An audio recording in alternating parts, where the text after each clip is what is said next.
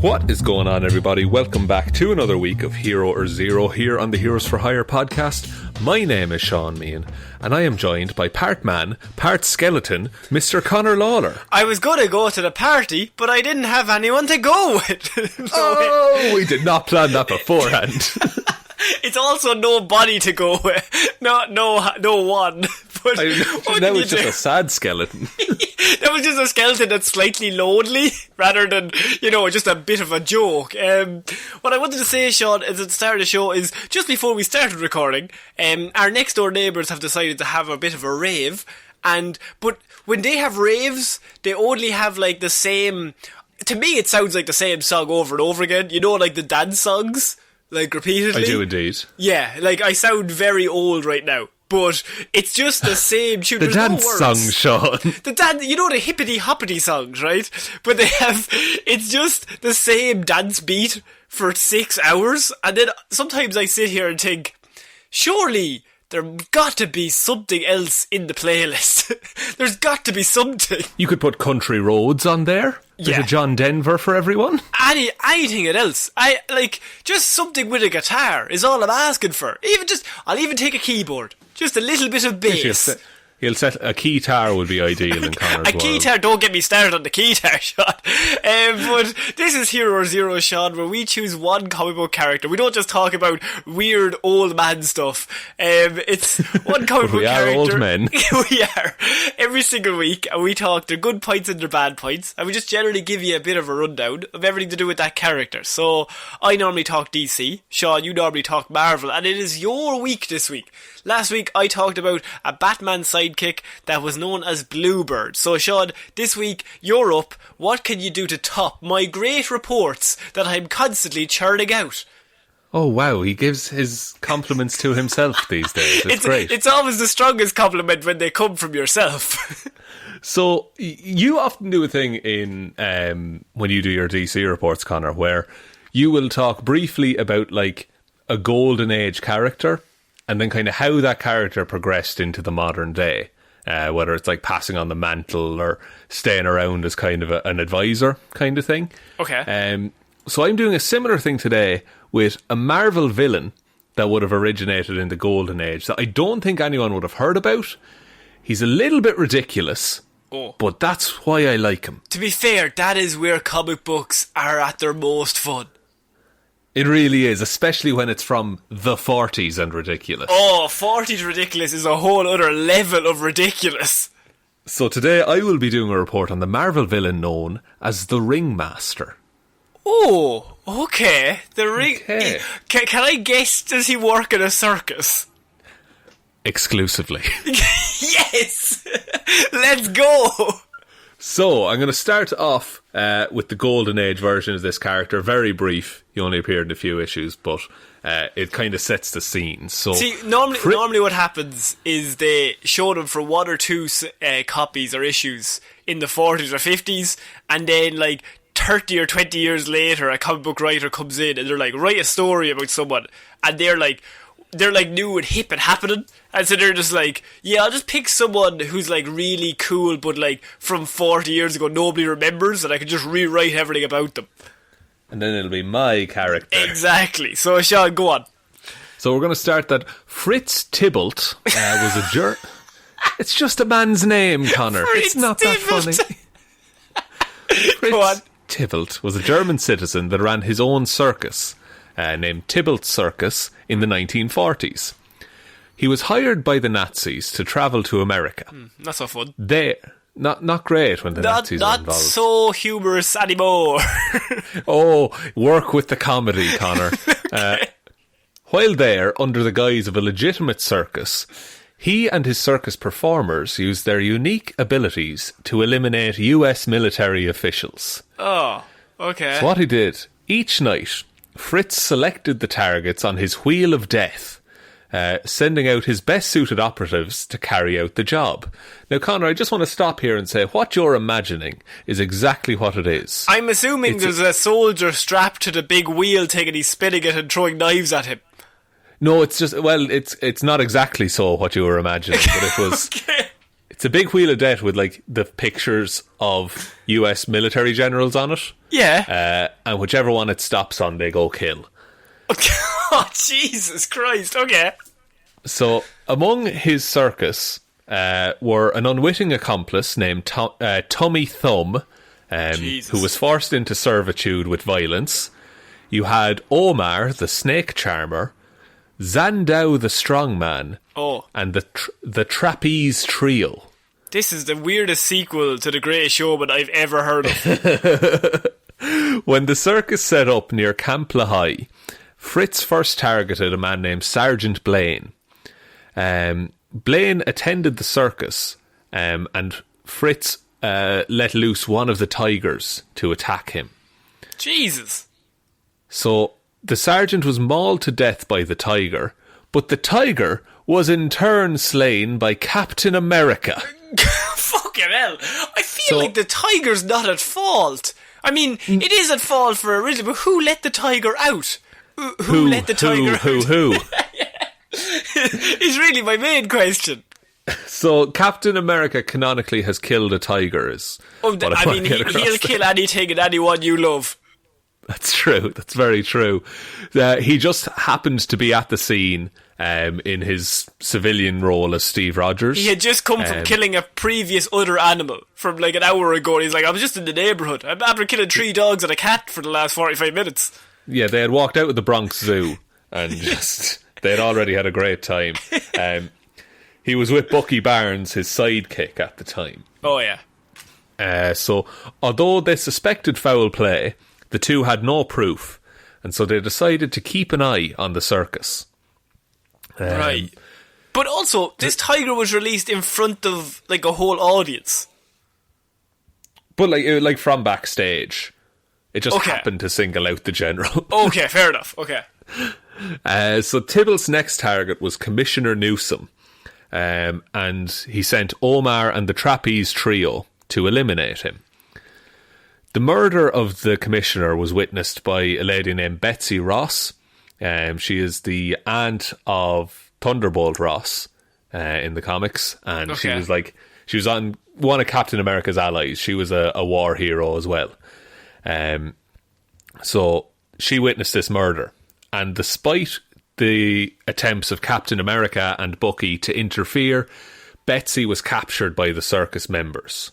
I feel like Captain America and Bucky are kind of shit so far. They're doing nothing at the minute. I'm glad you realise this as well. They just keep arriving way too late to all these issues.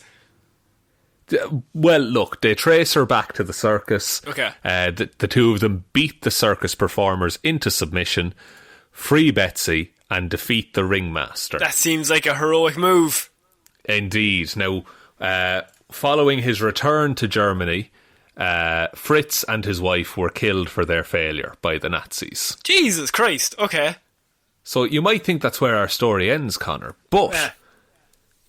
Also, I'm aware that I reacted shocked that the Nazis did a bit of foul play there and killed their own man, but I feel like I shouldn't have. Hot take, Nazis bad. Wait a minute, they didn't stick to the plan. That's not fair. I thought there was honour amongst thieves. Go on.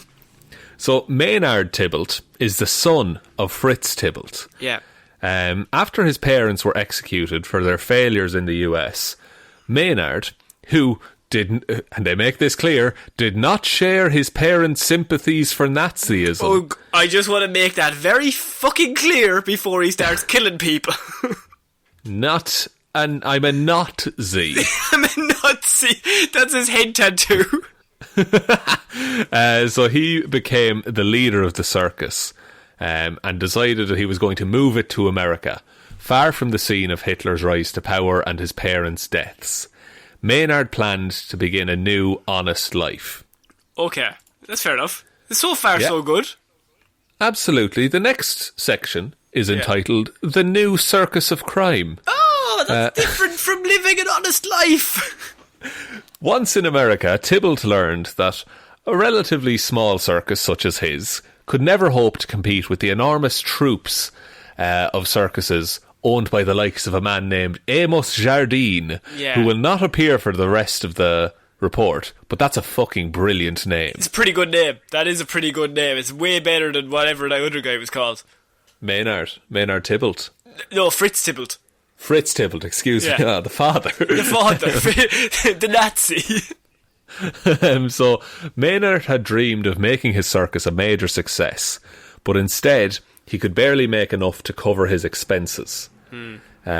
Blaming Americans not only for ignoring his circus, but for his father's humiliating capture in America years before. I knew Captain America was going to be blamed for that guy mauling some people to death, and Captain America's like, stop mauling people to death, and he's just like, he got him killed, the bastard.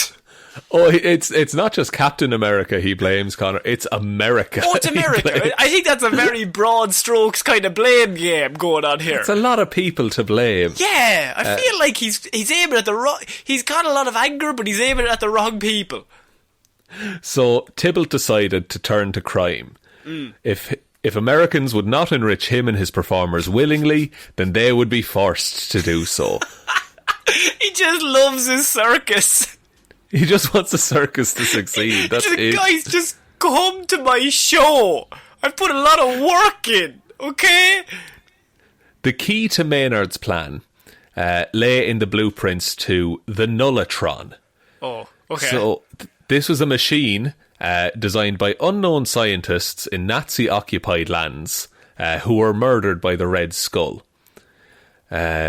The Skull had then used the Nullitron to take hypnotic control of Captain America, Namor the Submariner, and the original Human Torch. So this was an old story in the Golden Age, that, our heroes have been mind-controlled. Oh, it's a classic one, to be fair. It's a great cover when they're on the side of the villains. Oh my god! But they were mind controlled all along, and then halfway through the story, they like break out of it, or they break out of it through love. They're just like, no, I have friends and family. I'm not evil. And then I would argue that in the time they probably broke out through patriotism. Oh yeah, they looked at the American flag and they were like, fuck Hitler. I think that was a lot of Captain America stories for a 3-year span. And look, they did really well out of them. They did. They sold so many copies. So, Fritz Tybalt, his father, had managed to obtain the plans for the Nullitron during the war, and they had been inherited by Maynard. Maynard now decided to put the principles behind the Nullitron to his own uses. Using his own natural talent for electronics, he adapted the plans so as to construct a small but powerful device which he would conceal within his large Ringmaster's hat. The device was able to mesmerise an entire crowd all at once. The entire audience, thus rendered helpless, could be robbed at will by the circus troupe and would have no memory of being robbed upon awakening. You know what? That's not a bad plan. It's evil, but it's also like a classic villain plot. It is, and it's like it's surprisingly low stakes as well. Like he's just robbing people. That's all he's doing. He's stealing wallets so far. He's not robbing any banks. Yeah, and it's for like 100 people that show up once a week. You know, so he might make $1,000. If he's lucky. Like, if 100 people are carrying... How many people are carrying cash with them these days? Very few. Very few, absolutely. But, like, he's just making enough, basically, to pay him and his workers a decent wage. He's paying the rent! He's doing such an elaborate plan of brainwashing people. He's like, we're gonna make this month's rent, boys. The perfect crime. So Maynard outlined his plans to the members of his troupe, some of whom had accompanied him from Europe, and others who had joined the troupe after it came to America. Well, if they're already from Europe, they're already evil. I can confirm that. Europeans, we are a crafty bunch. We are a crafty bunch. So, Sean, are the Europeans evil? Well, a good percentage of the troupe quit, refusing to turn to crime. That's not bad. Not bad. Now, Maynard hypnotised them so that they wouldn't betray his plans to the police. But he did just let them go. Like, he was like, look, if you're not into it, that's fine. This This guy is not that evil. He's like the most low stakes evil person ever. Like he's like, do you want to join my team? Not really. I'd prefer to go home. Look, I respect that, Tom. I absolutely respect that. Now, at the same time, I am going to have to brainwash you so you don't tell the police, but I will let you go Obviously, home. you know all my plans. Obviously, I did tell you all my plans before confirming whether you were in or not, and that's on me. But I don't want to hold that against you because we're good friends. I'm your daughter's godfather. I do not want He's really to involved in their families. He's such a nice man. He's like, I fed your cat when you went on holiday last year. I understand. Like it's a rough time for us all. If you want to leave, that's fine. Give me your brain. I'm going to have to brainwash you a little bit, but not to stay. I respect you too much for that. However, a surprising number of the circus members eagerly agreed to join Maynard in a life of crime. It was the Europeans. It's the Europeans, definitely. And they became the nucleus of what was later known as the Circus of Crime, Connor. I feel like that would be an easy way to know where the criminals were if you were the superhero in that town. Yeah, like... But also no one has any memories of being robbed is the thing. Oh, yes! You know what? I kind of like it. So far, I'm kind of on his side. So... And look, that's what this next paragraph is basically. The ringmaster and his accomplices were imprisoned by the law several times, but rarely for long, given the difficulties of proving the charges against him. There's no Since evidence. the victims, they had no memory of being robbed. All they know is that they went to the circus and they left without money. Occasionally the Circus of Crime operated without the ringmaster, either because he was in prison or because they had become dissatisfied with his leadership. However, he always returned as their leader. Well, that's because he could brainwash them into thinking he was great again, but he respects them too much to do that. He wants their love. He's all about... Yeah, he rules through love, not fear. No, he wants genuine respect. He's not just going to buy it from you. So he was defeated one time by... And this is a crew that... It's like he is below their pay grade, surely, but he was defeated by the Hulk, Daredevil, and Spider-Man. It's just a dude with a hat that can kind of brainwash people, and he's coming up against the Hulk. Just getting absolutely shit on. Like, he's just like, I'm literally just robbing. I robbed somebody's watch yesterday, and the Hulk just comes straight through the fucking big tent and just crashes in the middle of it and just starts ripping his arms off. Just like, no hesitation either. Just like straight in. And Cap is like, he's a danger to everyone here. Spider-Man's there as well. It's just like three people who could absolutely kill him on a bad day. Yeah. And there are other heroes there as well. But it's like those three are heavy hitters. You could send the most basic of heroes. Why are you sending the all-star team? I honestly don't know. I think it might have been something to do with, like, if you see Daredevil, Spider-Man and the Hulk, I guess they're kind of circusy themed. Like, you have the acrobats and you have the strong man and all this. Yeah, I suppose. But shortly after that defeat, the ringmaster went to a man called Devlin D'Angelo, and in the Marvel Comics universe, Devlin D'Angelo sells weapons and gear to villains. That like he's like a middleman kind of a thing. Okay. And the ringmaster gets a surgical upgrade of his eyes, allowing him to use them to hypnotise people. A surgical upgrade to his eyes? Holy shit. So the technology that's in his hat basically gets put in his eyes. That is a big leap to go through eye surgery. Like, he must have truly believed in this surgeon. He was like, look, I'm sick of wearing this hat. Yeah. What's easier than wearing a hat? I could put it on like a lapel. I could put it on me top. I could get maybe a belt. Maybe a wristwatch. Maybe a necklace. No. A wristwatch, you say? A wristwatch? No, I'm going to say put it directly into my fucking irises. And the reason, because he needed to take the hat off, basically, for one simple reason, Connor, Go on. is that he was running for President of the United States. Of course he was, but he's never going to try and get those votes, not like in a bad way. He wants people to vote for him for his policies, not because of what he has in his eyes. Not because of the hypno eyes. No, he's like, someone's like, I'm not going to vote for you. You know what? I respect that. I respect that my policies, maybe they're a bit out there. Maybe they're a bit outlandish. And you are well within your rights to vote for somebody else. But I'm just trying my best to uptake this community and make it better. Now, if you don't excuse me, give me your fucking watch. Now, look, during the race for the presidency, he managed to hypnotise Nick Fury into forgetting who he was. And he was eventually stopped by a character called Deathlock, who's like a cyborg hero kind of dude. Okay, fair enough. He later tried to hypnotise the Scarlet Witch. This is going to go well. Tried to trick her into stealing jewellery under the guise of giving her psychological... It's such a small scale. It's so shit. He's so shit, Sean. Why would you hypnotise Scarlet Witch, one of the most powerful characters? Like, go get me that necklace in the jewellery shop.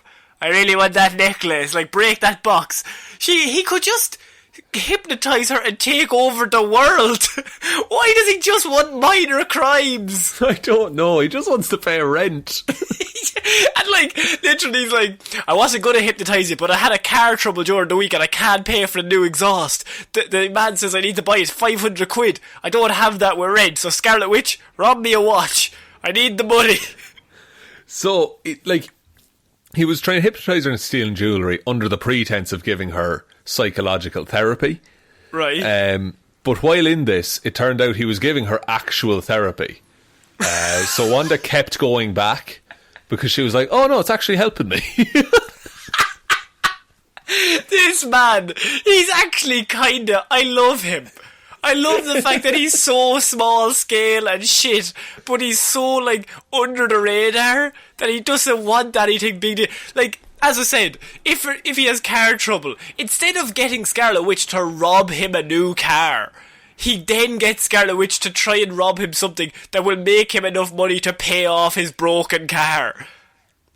That's it. Like, he just wants his circus and to pay his workers, and he'll be happy. And he's now giving therapy on the side. Look, Scarlet Witch did eventually turn him in, being like, oh, look, he's trying to get me to rob a bunch of jewellery. You should probably arrest him. He's helping her mentally, though. Her mental health has never been better. Never been better for Scarlet Witch. The Circus of Crime, eventually once he got out of prison, the Circus of Crime returned to New York as the Cirque de Nuit, which is French for Circus of the Night. Pretty good. That's a better one. Yeah, that's it. And they were hired to inaugurate the Hotel Metropole.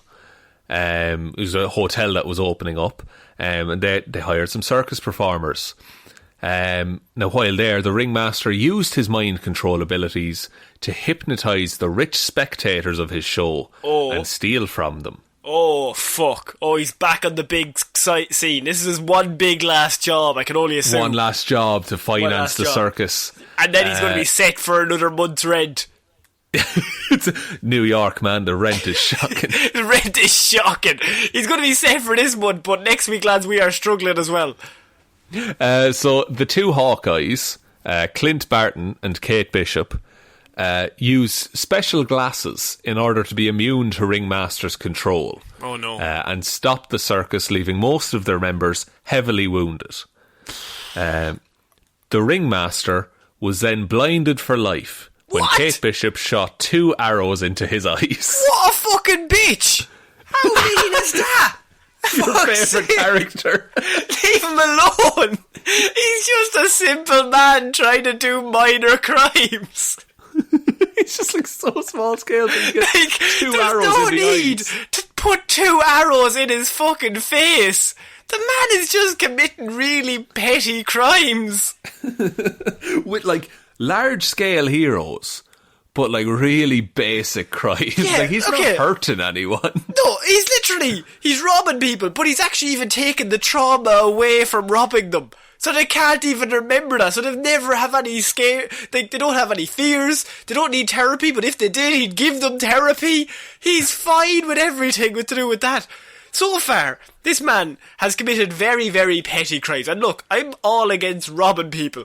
But we normally cover super villains on this show. Like, proper world domination kind of plans. This man just wants to pay rent and get very minor amounts of money from people that are present.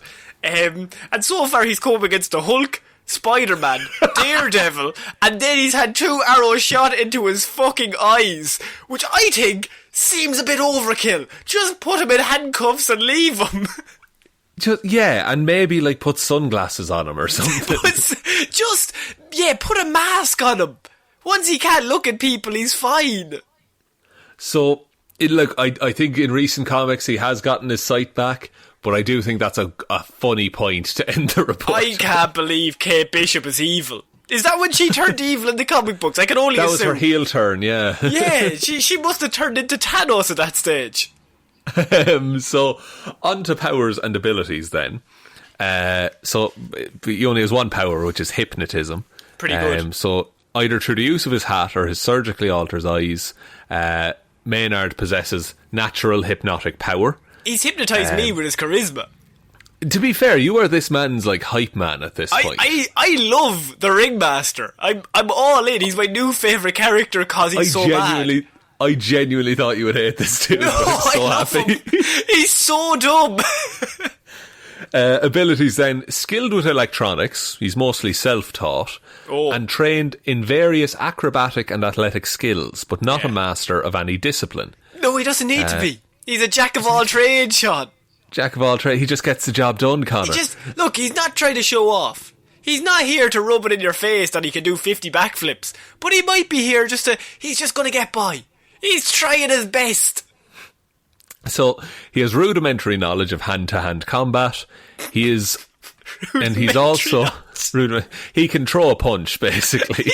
And he hurts his hand when he does it. And he also seems genuinely gifted in psychological therapy. Genuinely gifted? He's good at listening. He's just really good at knowing people's problems and trying to help. He cares about people. And in terms of weaknesses, as a result of being shot in both eyes, he is blind. That is going to hinder him. I think that's kind of the worst thing that's ever happened to anyone. Yeah, that will put a damper on the criminal activity. I will say as well, he also got, I think he controlled, he had a ring made from an infinity stone at one point that like amplified his mind control powers. That was all too much for me. I much prefer him. But even with that, he still just did small-scale crime. Give him an infinity stone. He'll still be happy with his small apartment in the Bronx. He's a humble man. He just wants his circus. He just wants to be in circus and to be left alone. None of this would have happened if some people had just gone to see his fucking strongman show.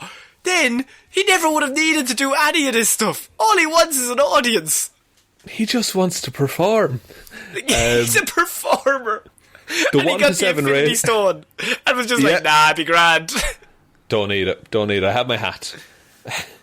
The 1 to 7 rating system, there wasn't actually one done up for this dude. He was ones all across the board, I can only assume. Well, like, see, 1 is like, say a 1 in strength. That means you can't lift your own body weight. Oh. But I think, like, he can. Like, 2 is you're able to lift your own body weight. Wow. Okay. I know. So, like, what I put him down as, just in my humble opinion, he has an intelligence of 3, strength of 2, speed of 2, durability of 2, energy projection of 3, and fighting skills of 2, I guess. I would say fighting skills of 1. Probably 1. Yeah, I'm going to update that. Yeah. Because he can break his hand on a punch. I mean, this man, how does he not have his own movie? I think this is so sad, but also hilarious. He apparently... No, I didn't watch it, but he showed up in season 2 of Jessica Jones as a therapist. Oh, that's great! But that's not his first job, Sean. I want to see him run a circus. His first love is circus performing, that's true. He's just a man with no imagination, but he also just loves the circus. It's such a weird character that he's been out of his depth so many times, but he never, overreaches. No, and look, you have to respect the man that knows what his limits are. There's so many villains that we cover on this show that are like, I've got this, I don't know, I'm able to punch through walls. Next up, I'm going to take over the world. Or I'm going to kill fucking Spider-Man. Or I'm going to attack Iron Man in his sleep and then I'm going to become king and president of everything. This guy gets superpowers. He's still like, you know what, I'm happy with my life. I know who I am. And I'm happy enough being him. Yeah, I don't want to be Thanos. I don't want to be Kang the Conqueror. No. I just want to be little old me, making rent. And look, unfortunately, I might have to rob some people to make rent, because not a lot of people go to my circus, but still, it's honest work. And, his design is really cool. His design looks very Riddler, I will say. Okay. But it does fit my criteria of a great character in that he is a man with something on his head that gives him power. Oh, look, you can't be a man with a power that comes from his head. That's my brand in these Kate Heroes. Bishop shooting him in the eyes is the equivalent of Thor not going for the head, in my book. I think it's about the same level. It's the critical failure of that story. I think it's the worst thing I've ever heard in comic books. I mean, I've read The Killing Joke. Wow. I've done so much Batman reading about all these horrible things that have happened, but this poor man just committing petty crimes, getting 2 arrows put in his face, I feel is a bit of overkill. Look, and that's your opinion, Connor. You can stand by it. I think, as I say, I think his eyes do get fixed eventually, but the injustice is still there. I think the injustice is still there. Someone needs to arrest Kate Bishop. She probably does get arrested at some point, if that makes you feel any better. I think that does make me slightly better. Okay. Well, that's my full report on Ringmaster, Connor. Yeah, my new father, Ringmaster. I'm going to get my Ringmaster tattoo going at the minute, but so I'll take us out, Sean. So if you want to support the show, you can head on over to our Patreon. It's patreon.com/Heroes for Hire podcast. And over there you can get a whole host of movie reviews that we've done about superhero movies.